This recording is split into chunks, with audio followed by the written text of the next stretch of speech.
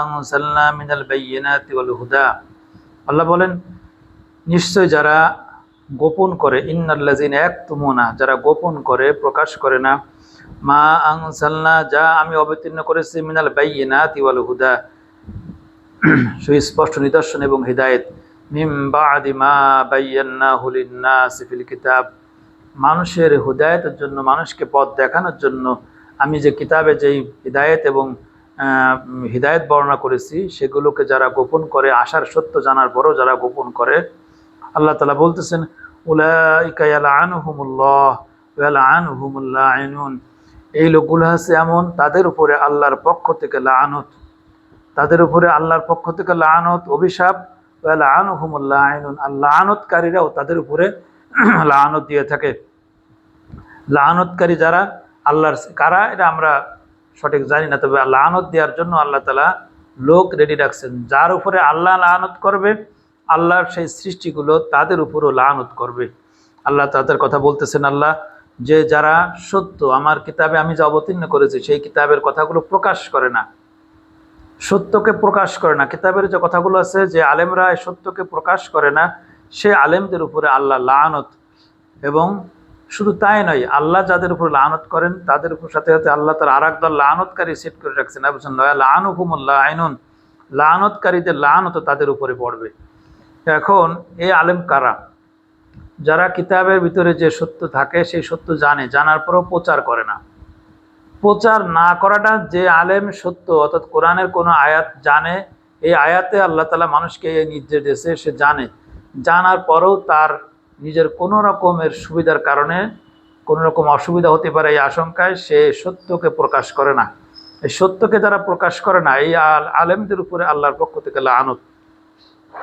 আমরা যদি এটা বিশ্লেষণ করি তাহলে আমরা অনেক আলেমকে পেয়ে যাব, কিন্তু আমি এটা বিশ্লেষণ করব না, কারণ যেহেতু আলেমদের বিষয়, আলেমদের সম্মানের বিষয় বিশ্লেষণ করলে এটা অনেক এবারে অন্যভাবে নিয়ে নেবেন। তবে আমি মৌলিক কথাগুলো বলে রাখি। যেমন ধরেন, আলেমদের এটা জানা আছে যে আল্লাহর এই জমিনে আল্লাহ তাআলা শুধু নামাজ কালাম পড়তে আদেশ দেননি, আল্লাহ আমাদের আরো কয়েকটা আদেশ দিয়েছেন। যেমন ধরেন, আল্লাহ তাআলা আদেশ দিয়েছেন, কোরআনে বলছেন, আকিমুল ওয়াজনা, তোমরা ওজন প্রতিষ্ঠা করো, ওয়াল কিসতি, তোমরা ন্যায় ইনসাফ প্রতিষ্ঠা করো। তাহলে এই যে ন্যায় ইনসাফ প্রতিষ্ঠা করার জন্য আলেমদের বলা, হ্যাঁ, যারা ন্যায় ইনসাফে বাধা সৃষ্টি করছে তাদের বিরুদ্ধে কথা বলা, সত্য ন্যায় প্রতিষ্ঠার জন্য আলেমদের যে ভূমিকা রাখার কথা, যে আলেমরা এই সম্পর্কে আলোচনা করে, অর্থাৎ সামাজিক একটা বিষয় আছে আর ব্যক্তিগত বিষয় আছে। ব্যক্তিগত ইবাদত বন্দীর কথা এক শ্রেণী আলেমরা বহু বলেন, প্রচুর পরিমাণে বলেন, কিন্তু সামাজিক যে ইবাদতের কথা কোরআনে আছে, সামাজিক যে আইন কানুনের কথা কোরআনে আছে, আল্লাহ তাআলা বলছেন, হুয়াল্লাযী আরসালা রাসূলাহু বিল হুদা ওয়া দীনিল হক, রাসূলকে আমি হিদায়াত দিয়ে পাঠাইছি, সাথে সাথে দ্বীন হক, যেটা আইন দিয়ে দিছি। এই আইনগুলো বাস্তবায়ন করবেন আল্লাহ রসুল। আল্লাহ তাআলা মানুষের পরকালীন মুক্তির জন্য একটা তো আইন আছেই, পরকালীন মুক্তির জন্য সে বিধান তো আছেই, সাথে সাথে দুনিয়ায় যাতে আমরা শান্তির সাথে বসবাস করতে পারি সেজন্য দুনিয়ায় চলারও জন্য আইন দিয়েছে। এই আইন যদি দুনিয়ায় কেউ লঙ্ঘন করে তাহলে তার পরকাল পর্যন্ত যাওয়া লাগবে না, তাকে দুনিয়ায় শাস্তি দিতে হবে। দুনিয়ায় আল্লাহ তাআলা শাস্তির জন্য বিধানগুলো রেখেছেন, সেই বিধানগুলো আছে আল্লাহর আইন, হুদুদ, কিসাস, তাজির। হুদুদ আছে আল্লাহবাদী কেস, যেই কেসের কোনো ক্ষমা নেই।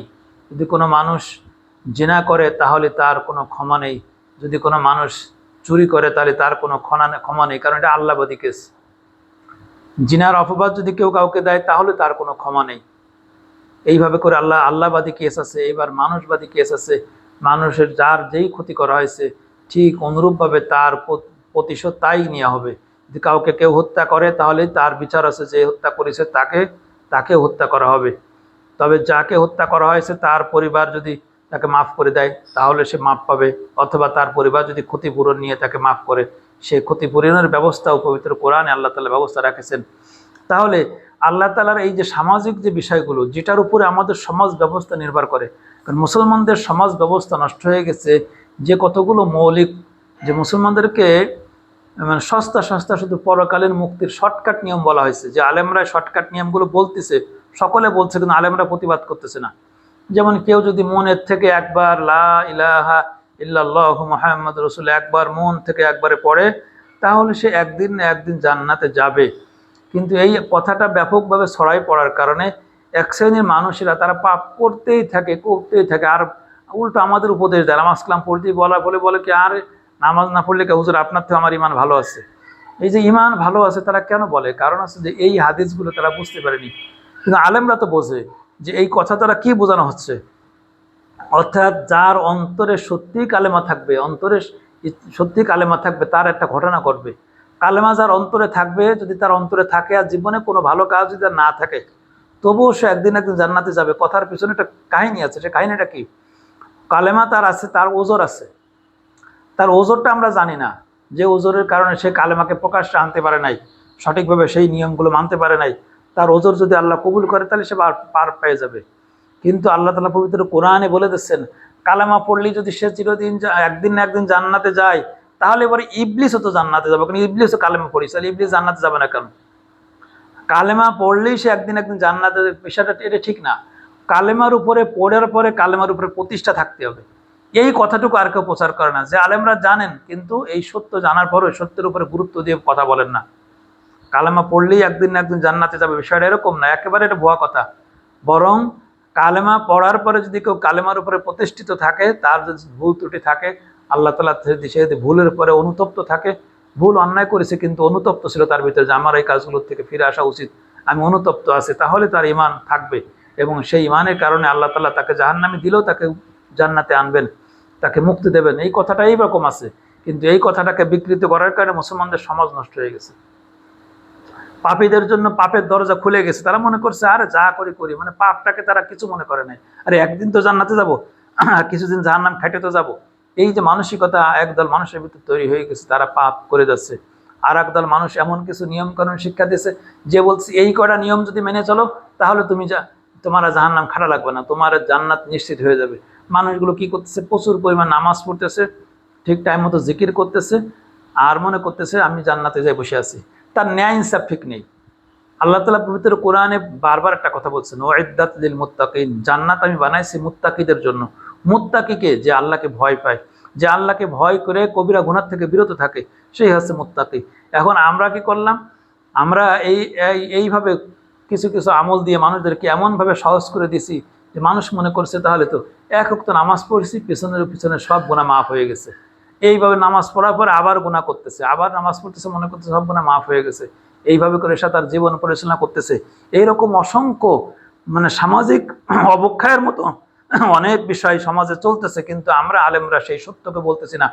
আলেমদেরকে পবিত্র কোরআন আল্লাহ তাআলা বলে দিয়েছেন স্পষ্টভাবে, যে ব্যক্তি যে ব্যক্তি এই সমস্ত অপরাধগুলো করবে, সামাজিক বিশৃঙ্খলামূলক অপরাধ, যেটা 1 নম্বর পারার 12 নম্বর পৃষ্ঠা প্রথমে আছে, যা আল্লাহ বলতেছেন যারা মানুষ হত্যা করে, যারা মানুষকে বন্দি করে, মানুষ মানে রক্তপাত সৃষ্টি করে, এরকম যারা সামাজিক যে অপরাধগুলো আছে, অপরাধগুলো যারা করে, আল্লাহ তাআলা তাদের কথাগুলো বলার পর আল্লাহ তাআলা একটা কথা বলে দিয়েছেন, আপনি জান্নাতে যাবেন না জাহান্নামে যাবেন একবার কালেমা পড়ে।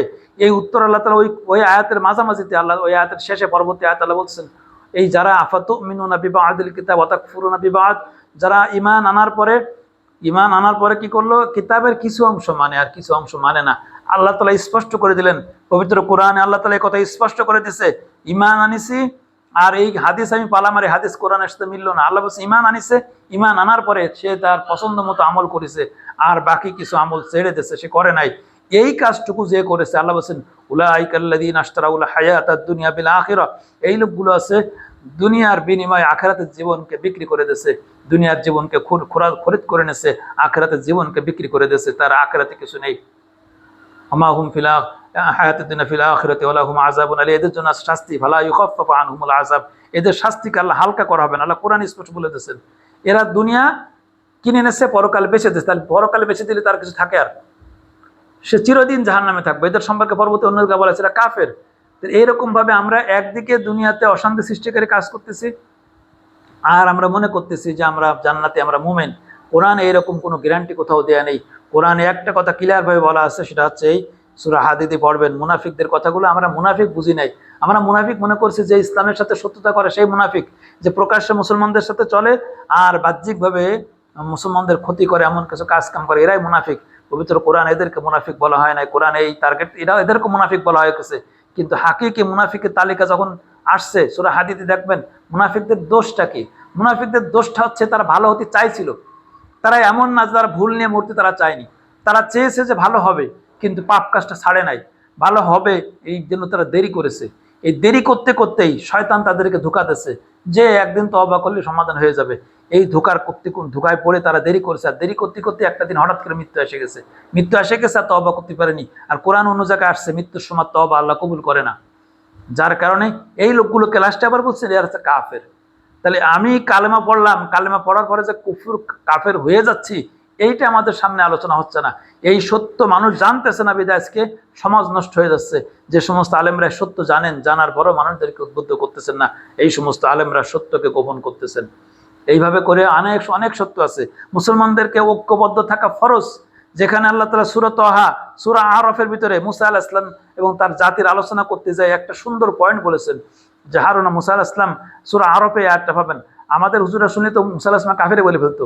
মুসা আলাইহিস সালাম যখন মূর্তি পূজা করতে দেখছে জাতির লোকরে, মুসা আলাইহিস সালামের রাগেতে ব্রেন ঠিক নাই, তিনি কাঁধে ছিল তাওরাতের কফি ফেলে দিয়েছেন। ফেলে দিয়ে ভাইয়ের চুল ধরেছেন, দাড়ি ধরেছেন। ধরার পরে হারুন আলাইহিস সালাম বললেন, আমাকে তুমি ওদের অন্তর্ভুক্ত মনে করে না, আর মানুষকে তুমি হাসায় না। এরা আশঙ্কা করেছিলাম এরা আমাকে হত্যা করবে, এরা আমার কথা শুনে নাই। আমি যদি একটু জোরাজুরি করতাম এরা আমাকে হত্যা করতো। আমি এই জন্য তাদেরকে আমি ঠেকাতে পারি নাই। মুসা আলাইহিস সালাম আল্লাহর কাছে বলেন, আল্লাহ আমাকে আর আমার ভাইকে, রব্বি গফিরলি ওয়া লিআখি, এরা আমাকে ক্ষমা করেন, আমার ভাইকে আপনি ক্ষমা করে দেন। আল্লাহ তাআলা এভাবে মুসা আলাইহিস সালাম দোয়া করলেন। এই সময় দেখেন, খেয়াল করে দেখেন যে এই মুসা আলাইহিস সালামের ভাই আর একটা কথা বলছিলেন, সেটা হচ্ছে সূরা তাহাতে আসছে, আমি যদি এদেরকে বেশি বাধা দিতাম তাহলে এই জাতি দুই ভাগ হয়ে যেত। আপনি এসে আমার বলতেন তোমার কারণে আমার জাতি দুই ভাগ হয়ে গেছে।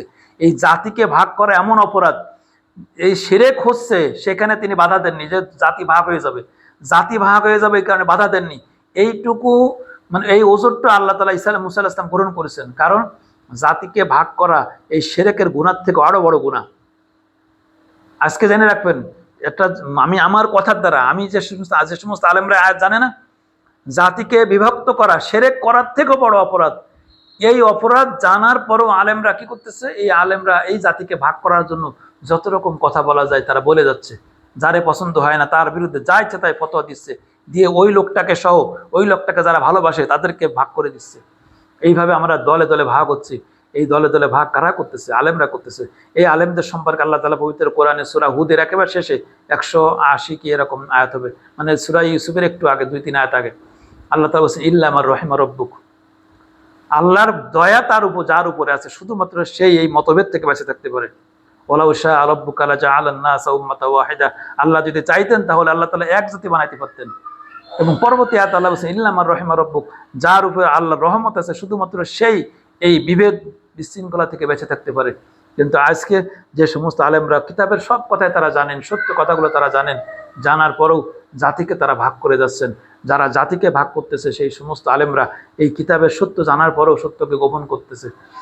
এইভাবে করে অসংখ্য বিষয় আছে। সামাজিক বিষয় তো মানুষ বলে না। রাষ্ট্রের শরিয়া আইন এটা বাস্তবায়ন করা মুসলমানদের অধিকার। আমরা যে সমাজে বসবাস করি, আমার সমাজে আমার যে মালিক ইল্লা আল্লাহ, আমি যে আল্লাহকে সিজদা দিই, আমার সমাজে আল্লাহর আইন চলবে, এইটা তো বলতেই হবে, মানুষকে জানাইতে হবে। আমরা পারি আর না পারি, যদি আমরা আমাদের দেশে যে পরিমাণ আলেম আছে, প্রতিটা আলেম যদি মানুষদেরকে উদ্বুদ্ধ করতো যে আমাদের রাষ্ট্রের শৃঙ্খলার জন্য, আমাদের কল্যাণের জন্য আল্লাহ তাআলা যে আইন দিয়েছে, সে আইনটা আমাদের সমাজে বাস্তবায়ন দরকার, আমাদের রাষ্ট্রে বাস্তবায়ন দরকার। মানুষকে যদি আমরা উদ্বুদ্ধ করতাম, আজকে আমাদের দেশের যত রাজনৈতিক দল আছে এদেরকে যদি আমরা বলতে থাকতাম, বলতে বলতে যে জনগণ যদি চাইতো, জনগণ এক সময় দাবি তুলে রাস্তায় নামতো। জনগণের দাবিকে সরকার উপেক্ষা করতে পারতো না। কিন্তু আমরা কিন্তু মানুষকে বলতে পারছি, আমাদের তো মুসলমান কমিউনিটি, আমাদের তো হিন্দু কমিউনিটি না, আমাদের মুসলমান কমিউনিটি। আমরা যদি মুসলমানদেরকে আমরা যদি উদ্বুদ্ধ করতাম আমাদের মুসলমানদেরকে, তাহলে আমাদের রাষ্ট্রের আজকে এই জিহারা হতো না। আমাদের রাষ্ট্রে খুন, ধর্ষণ, লুটতরাজ, এগুলো চাঁদাবাজি এগুলো হতো না। হচ্ছে না কেন? শুধুমাত্র আল্লাহর আইন, আল্লাহর যে নিয়ম, এটা রাষ্ট্রে বাস্তবায়ন নেই। যদি এই আইন, এই নিয়ম রাষ্ট্রে বাস্তবায়ন হতো তাহলে তো অবশ্যই এটা রাষ্ট্র একটা সুন্দর শান্তির রাষ্ট্র হতো। কিন্তু সেই আইন বাস্তবায়ন করার জন্য আমাদের আলেমদের তো কথা বলতে হবে। আমাদের যারা মুসলমান আছে, আমাদের সবাই তো মুসলমান, অল্প কিছু লোক হিন্দু, অন্য ধর্মের লোক। আমরা যদি মুসলমানদেরকে জানাতে পারতাম যে এই আইন যদি আমরা অমান্য করি, অস্বীকার করি, তাহলে আমরা কিন্তু কাফের হয়ে যাব। কোনো ছাড় হবে না। আল্লাহ যদি এই বিষয়ে আমাদেরকে প্রশ্ন করে, আমরা যদি আইনের বিপক্ষে থাকি, তাহলে আমরা অবশ্যই কাফের। তাহলে এই আইন সম্পর্কে যদি আমরা সচেতন করতাম, আমাদের আলেমরা, তাহলে আমাদের সমাজের এই চিত্র হতো না। কিন্তু আমাদের যেই আলেমরা এই সত্য আইনগুলো জানেন, এই আইনগুলো আলোচনা করেন না। এই আইন, হুদুদ, কিসাস, তাজির, এই প্রত্যেকটা আইনের আলোচনা আমাদের করা ফরজ, সমাজের মানুষকে জানানো ফরজ। এই আইন বাস্তবায়নের জন্য রাজনৈতিক দলগুলোকে চাপ দিতে হবে, তাদেরকে উদ্বুদ্ধ করতে হবে। আলেমদের কাজ হচ্ছে বলে যাওয়া, প্রচার করে যাওয়া। তারা যদি বলে যান, প্রচার করে যান, তাদের দায়িত্ব শেষ। মানুষ শুনবে কে শুনবে না মানুষের ব্যাপার। আলাইকাল বালাগ ওয়া আলাইনাল হিসাব। আল্লাহ বলেছেন আপনার দায়িত্ব আপনি প্রচার করে যান, আর আমার দায়িত্ব আমি হিসাব নেব। যাই হোক, আমি অল্প একটা কথা বললাম। তা আল্লাহ তাআলা বলছেন যে যারা এই সমস্ত আলেম, যারা আল্লাহর কিতাবের যে আয়াতগুলো তারা জানে, তাদের প্রচার করা তাদের দায়িত্ব ছিল, তারা প্রচার করে নাই। এই যে প্রচার করে নাই, এই অপরাধে আল্লাহ বলছেন যে তাদের উপরে আল্লাহ লানত। যারা সত্য জানে, যে আলেমরা সত্য জানার পরে প্রচার করে না, সেই আলেমদের উপরে আল্লাহ লানত এবং লানতকারীদের লানত। এরপরও আল্লাহ তাআলা আলেমদের একটা সুযোগ দিয়েছেন। আল্লাহ বলছেন ইল্লাল্লাযিনা তাবু ওয়া আসলাহু ওয়া বায়ানু, যদি এই আলেমরা তওবা করে ফিরে আসে, তাদের যে ভুল আছে, ওয়া আসলাহু, তারা তাদের যে ভুলগুলো করতেছিল, মতভেদ করতেছিল, মানুষকে বলতেছিল, মানুষের কাছে গোপন করতেছিল, এই বিষয়গুলোতে সে ভুলগুলো সংশোধন করে নেয়, অবাইয়ানু, এবং এবার আল্লাহর আয়াতের সঠিক আল্লাহর আয়াতকে বর্ণনা করে মানুষকে শোনায়, আল্লাহর আয়াতকে প্রচার করে, ফাউলাইকা আতুবু আলাইহিম, আল্লাহ তাআলা তাদের উপরে তাদের তওবাগুলো আল্লাহ কবুল করবেন। ওয়া আনা তাওয়াবুর রহিম, কারণ আল্লাহ বলেছেন আমি আছে তওবা কবুলকারী এবং আমি দয়ালু, মুমিনদের প্রতি আমি দয়ালু। আল্লাহ তাআলা আলেমদের, যেমন আলেমদের সমালোচনা করলেন, তেমনি ভাবে আল্লাহ তাআলা আলেমদের বললেন যদি তারা তওবা করে তাহলে তাদেরকে আল্লাহ ক্ষমা করে দেবেন।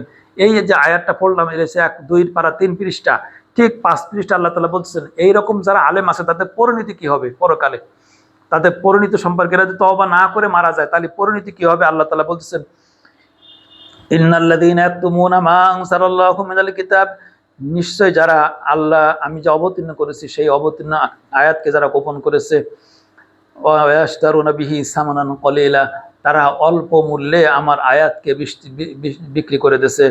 উলাইকা মা ইয়াকুলুনা ফি বুতুনিহিম ইল্লান নার, তারা আগুন ছাড়া তার পেটে কিছুই ঢুকাচ্ছে না। ওয়ালা ইয়াকাল্লিমুহুমুল্লাহু ইয়াওমাল কিয়ামাতি ওয়ালা ইউযাক্কিহিম, আর কিয়ামতের দিন আল্লাহ তাদের সাথে কথা বলবেন না, আল্লাহ তাদেরকে পবিত্র করবেন না।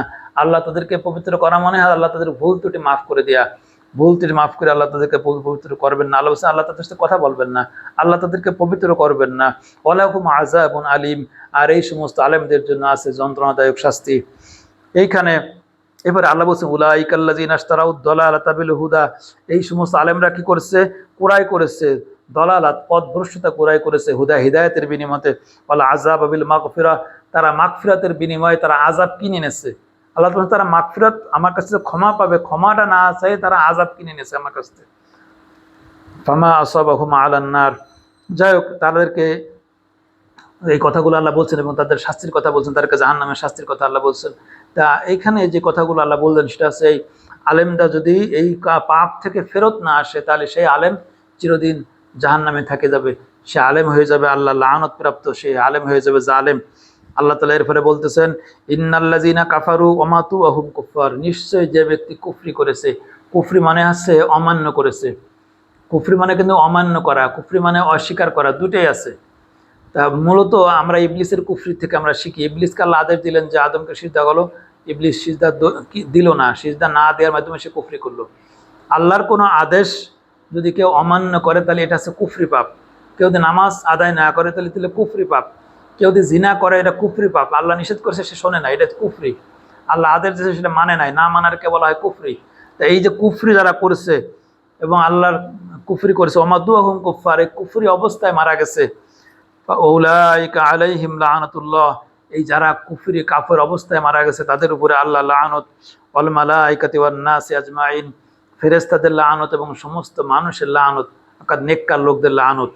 এখানে কুফুর শব্দ ব্যবহার করলে হয়তো অনেকে মনে করে যারা কাফের তাদের জন্য বলতেছে, আর আমরা যারা মুসলমান আমাদেরকে বলতেছে না, এই কথাটা আমাদের মনে আসতে পারে। এই জন্য আল্লাহ সে কথা মারিয়ে দিয়েছে আগেই, সেই কথাটা সূরা নিসাতে আল্লাহ বলে দিয়েছেন যে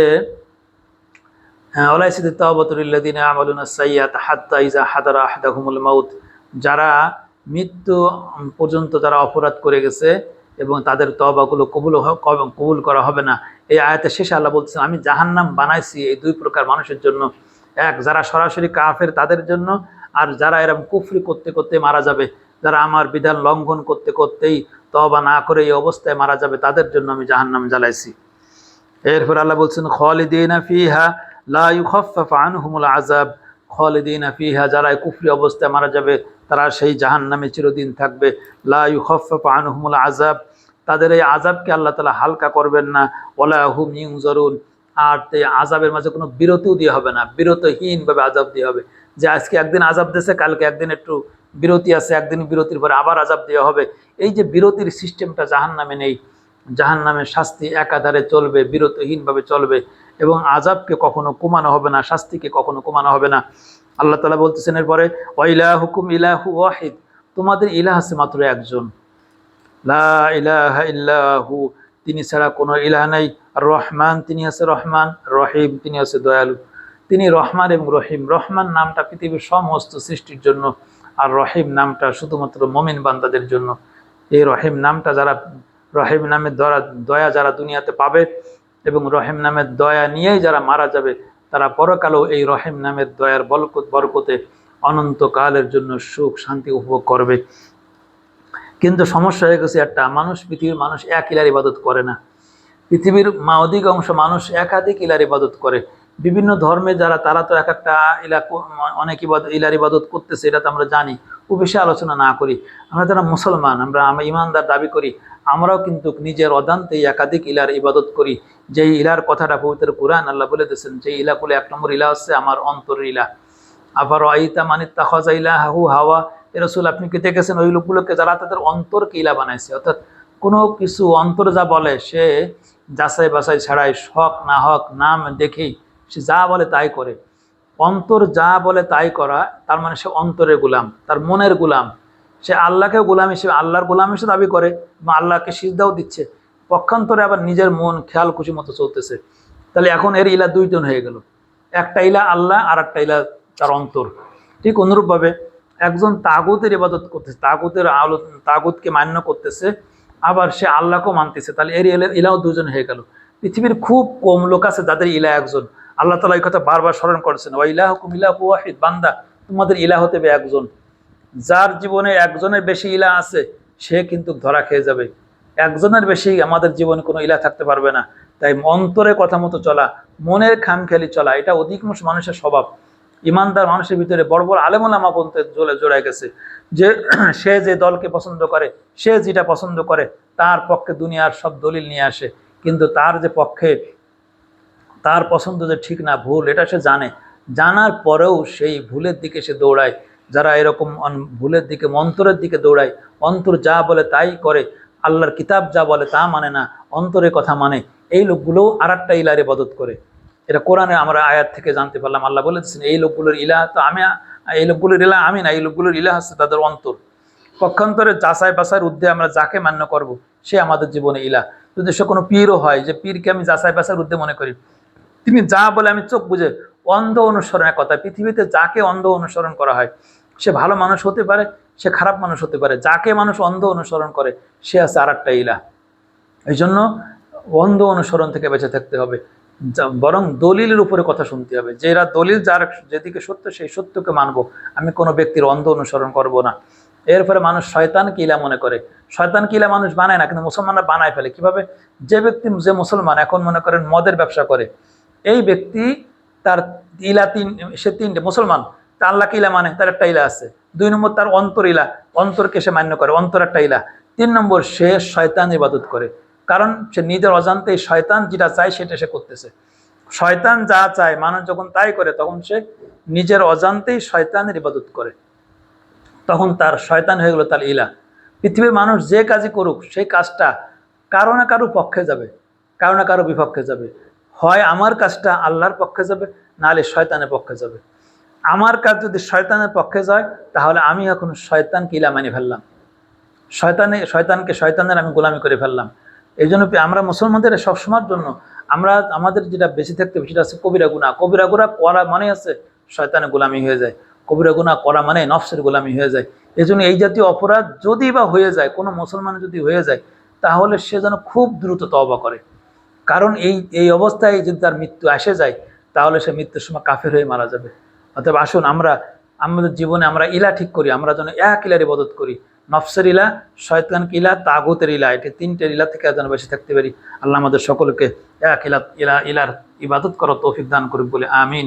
ওমা আলাইনা